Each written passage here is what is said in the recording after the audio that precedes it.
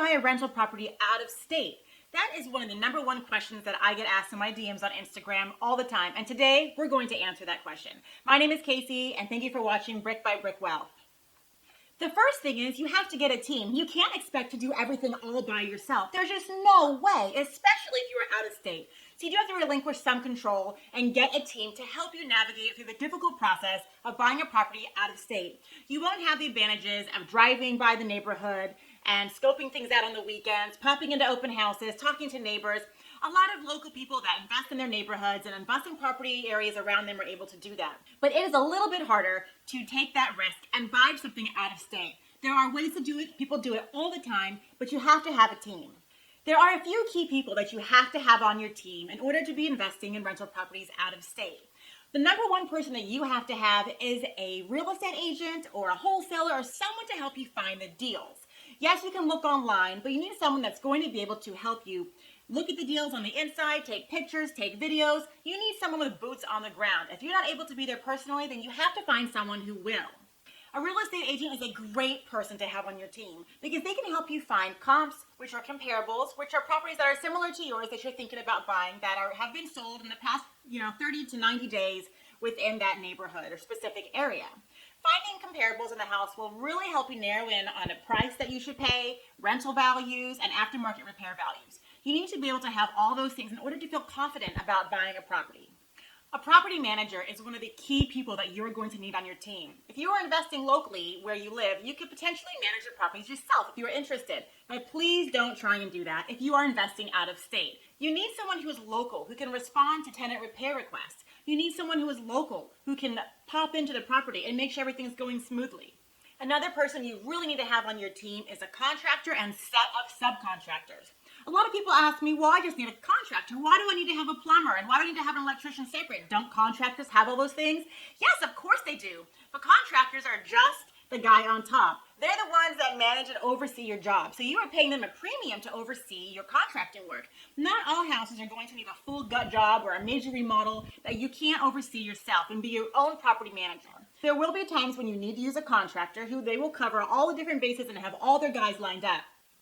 But there will also be times where you might just have a leaky faucet, or you might just need to redo a bathroom stall and do a tiling job. And in those instances, you wouldn't necessarily need a contractor to come in with all his guys. You just need a plumber. You just need a tiler. You just need a roofer. So you need to make sure you have all those guys in your pocket.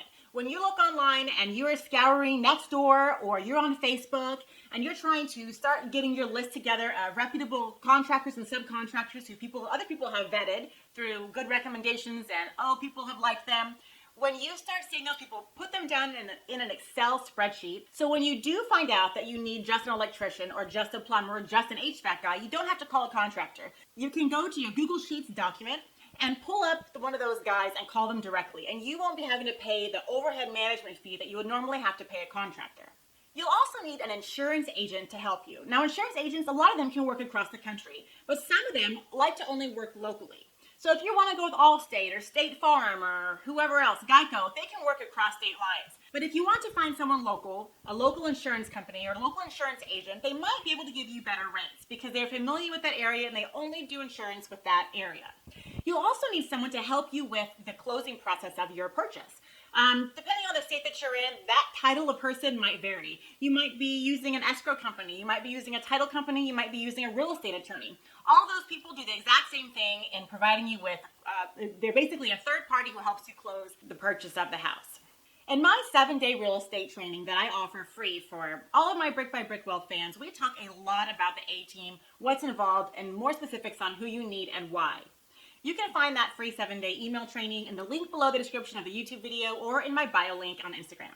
And if you're learning something today, please like this video so we can help rank me in the search engine. The second thing you have to know in order to buy a property across state lines is you have to know your market really well. You have to be super confident in that neighborhood that you're buying in. You have to know everything about it. Pretend that you are one of the potential tenants. Pretend that you live there. Read the newspapers. Do Google Street View and walk around. Know what new developments are coming in the neighborhood. Know if the streets are going to be getting repaired. Be on the city distribution email list for any new updates or happenings in the area. You want to know the market very well. What is the housing demand? Are there any new jobs coming in? what are the rent prices going for? You need to know everything you can about your real estate market. Do your research. Research. Have yourself set up on an MLS list with a real estate agent out there so that he or she sends you automatic listings every single time something gets posted on the MLS or a price change happens. Be notified and look at those every single morning. Do your own research. Get signed up on Redfin, Trulia, Realtor.com, Zillow, whatever it is. Put in some saved search criteria so that when something comes up, you might see it twice. One from your real estate agent and one that's popped up in your email from Zillow, from your favorites list. Keep a search engine going at all times to be notified of everything that happens within your price range, a little above and a little below, so you can be well informed of what's going on in your market. And when you see a property that meets your criteria, be ready to jump on it. But one thing I will caution against, don't do so much research that you get stuck into analysis paralysis. Yes, buying a property in another state, in an area that you're not super familiar with, is scary. It's a huge investment. You could lose it all. You could put a bad tenant in place. You could buy in the wrong market. You could do all of those things. But one thing that will help you from making those drastic mistakes is having a community of support behind you. And just for that reason, to help new investors, I opened a brand new real estate Facebook group called Create Passive Income with Rental Properties. It's a private group just with me and real estate investors. It's a free community that offers support in finding your first investment property all the way to cashing your first rent check. So please join us. The link to the free Facebook group is below in the description if you're watching it on YouTube, or up with the link in my bio if you're on Instagram. The third thing you need to know on how to buy real estate property across state lines is you have to get an inspection. Property inspections on properties that you're purchasing are not required. You don't have to do them. And a lot of experienced investors will waive the inspection because they have their guys go in there and check it out, or they look at it themselves, and they don't need to pay the $400 or $500 to get their property inspection. But as a new real estate investor, and especially if you're not there, you need to have multiple people check out that property before you put such a large amount of your own hard-earned cash into that investment. Get 3 different quotes from different contractors. They will vary widely, you will see. And if the contractors don't get back to you in a reasonable time for an estimate, they don't want the job. So don't hound them into giving you the information. They either give it to you or they don't. But you need to know what's wrong with the property. How much money is it going to take to fix it? Are there any huge issues that might just be deal breakers? Is there mold coming out of the vents? Is there huge cracks in the foundation? Have there been drainage issues and water seeping into the house? Have there been any claims before from insurance? These are all the things that you need to check out during the inspection. And the inspection doesn't just consist of getting a guy in there with his tool belt to go look at all the outlets and make sure that they work and make sure that the air conditioner works. An inspection time, the inspection process is much more inclusive. It also is a 10-day, usually 10-day inspection period where the buyer has time to do their due diligence, to check and see, have there been any building permits, because this looks like there was an addition. It gives you the time to say, these lot lines are really wonky. I might need to get a survey and have that inspection done. It's your chance to get things checked out. And if that property is not to your satisfaction, then you can back out and get your deposit back.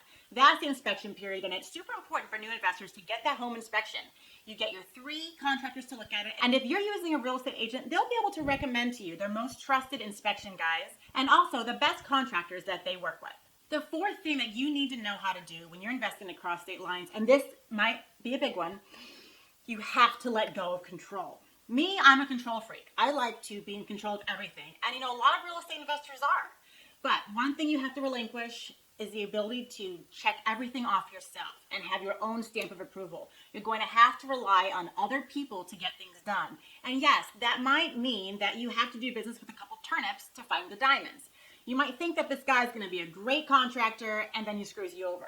Just time will tell. Don't expect everything to go smoothly the first time. Know in advance that there's going to be hiccups, there's going to be challenges, there's going to be changes you're going to need to make, and you're not going to find your perfect A-team right off the bat.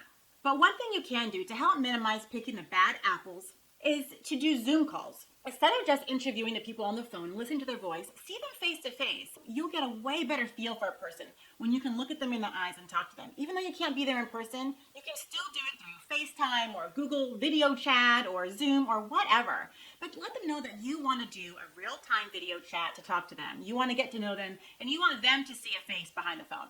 That will be a great way to interview potential property managers, real estate agents, and contractors. And the other thing you need to know in order to buy property across state lines is you need to let the numbers talk and not the emotion.